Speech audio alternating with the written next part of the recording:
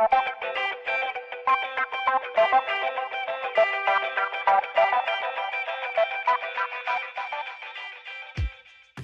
Đức Hải và gửi lời chào thân ái tới gia đình Hải. Anh xem lại ngày đầu tiên mà anh và em kết bạn trao đổi công việc với em trên Zalo là ngày 10 tháng 6.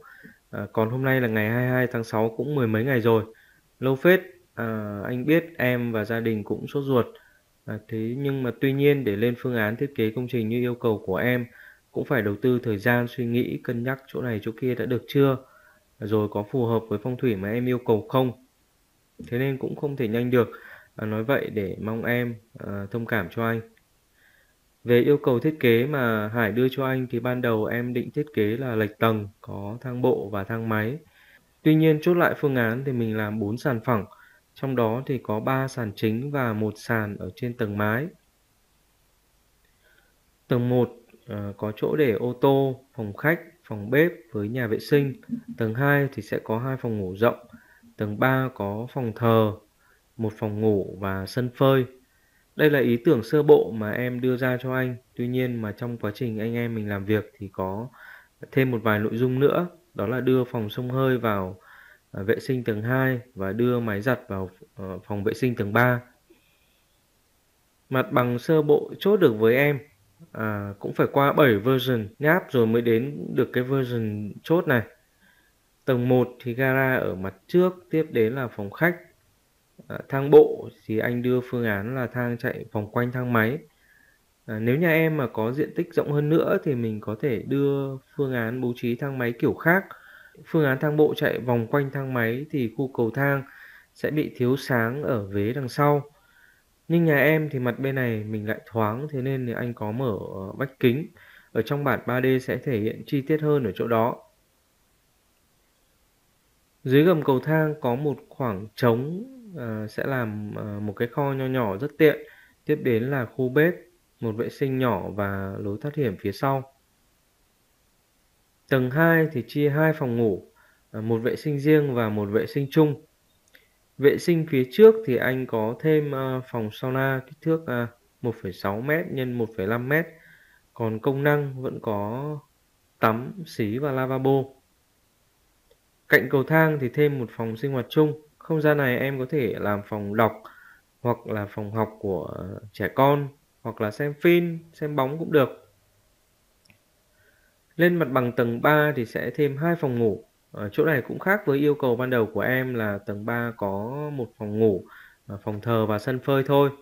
Vệ sinh diện tích đủ rộng để có thể bố trí thêm một máy giặt ở trong khu vệ sinh như yêu cầu của em. Trên mặt bằng tầng 4 thì phía sau là sân phơi. Vì mình làm sàn phẳng thế nên là mặt trước sẽ có thêm một sân thượng để trồng cây và làm không gian tiệc tùng ngoài trời BBQ cũng được. Để giải thích rõ hơn phương án 2D cũng như là phương án thiết kế nội thất thì bây giờ anh sẽ trình bày bản 3D. Phối cảnh công trình theo phong cách tân cổ điển. Em nói em và vợ em thì mệnh mộc, rồi con mệnh thủy, vậy thì màu xanh da trời anh chọn sẽ là màu chủ đạo của công trình.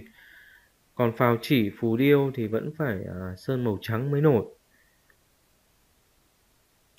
Xuất ảnh 3D có ánh sáng rồi bóng đổ như này cũng ổn rồi. So với ảnh mà em gửi anh để lấy ý tưởng thì phương án mà anh đưa ra anh thấy có chi tiết hơn. Còn việc mà so sánh đẹp xấu theo quan điểm cá nhân của mỗi người nên anh không bàn tới. Trên tầng 3 thì anh có làm 4 cây và tầng thượng thì mình có đổ thêm một ít thanh bê tông làm chỗ cho cây leo. Trồng hoa giấy ngũ sắc vừa có bóng mát vừa để làm cảnh tô điểm cho ngôi nhà sẽ rất đẹp. Mặt bằng tầng 1, phía trước là sảnh vào thì anh có lát đá màu xanh ngọc và làm chênh một bậc từ phòng khách ra ngoài sân. Như vậy thì khi mà xe ô tô vào cũng sẽ lấn thêm được một ít mũi xe qua phần bậc thềm này. Nội thất phòng khách để không gian rộng và thoáng thì anh sẽ dùng kính, vách kính cầu thang và vách kính thang máy. Với nhu cầu của nhà em thì anh chọn thang là 350 cân với 3 người lớn 100 cân và một trẻ em 50 cân. Chắc là đủ dùng rồi. Thang máy 350 cân thì kích thước của cầu thang sẽ là 1,5 mét x 1,5 mét, còn thang bộ sẽ có vế thang rộng là 1 mét. Dưới cầu thang sẽ là một cái kho nho nhỏ và anh dùng cánh cửa màu trắng để cho nó hợp với màu sơn, sẽ đỡ lộ cửa. Mảng tường ngăn giữa bếp và thang thì anh sẽ làm vòm. Đây là hướng nhìn từ phòng khách vào khu bếp. Giếng trời và chỗ bồn cây thì anh cũng làm hình bán nguyệt để cho nó ăn nhập với thiết kế. Lên mặt bằng tầng 2 thì chỗ cầu thang bên phía mặt thoáng nhà em thì anh có mở vách kính rộng 1,5 mét cao từ tầng 2 lên tầng 3 để lấy ánh sáng tối đa. Và có mở thêm 2 ô cửa sổ lùa để thông gió. Vì là vướng với cầu thang lên chiều cao cửa lùa mình chỉ làm được 60 phân thôi. Nhưng gió thì nó đối lưu từ dưới lên trên, mà từ nơi áp suất cao đến nơi áp suất thấp thì mình còn có cái giếng trời ở trên mái để thông gió nữa, cũng là được rồi. Phòng ngủ của vợ chồng em thì anh có bố trí 2 cái tủ, có hơi chiếm diện tích một chút nhưng mà anh nghĩ như vậy mới đủ dùng. Phía đối diện giường sẽ làm kệ tivi treo. Phòng ngủ phía trước có ban công và có chiều rộng cũng vừa phải. Bên cạnh sẽ là một vệ sinh chung, có phòng sauna ở phía sau. Tiếp giáp cầu thang là phòng sinh hoạt chung. Diện tích của phòng sinh hoạt chung cũng không nhiều, tuy nhiên nó là cái không gian để kết nối mọi người trong gia đình, thế nên nó lại có một ý nghĩa cũng rất quan trọng. Lên mặt bằng tầng 3 thì anh có chia 2 phòng ngủ, một vệ sinh chung, và các phòng ngủ anh đều mở cửa tương đối rộng để thông thoáng. Mặt trước là phòng thờ có ban công và làm thêm một bồn cây. Còn mặt bằng tầng tum nơi để motor thang máy mà ở cái mặt bằng sơ bộ chưa thể hiện thì anh có để một thang sắt nho nhỏ để lên tầng kỹ thuật. Và chiều cao cho tầng kỹ thuật thang máy thì tối thiểu là 1,2 mét.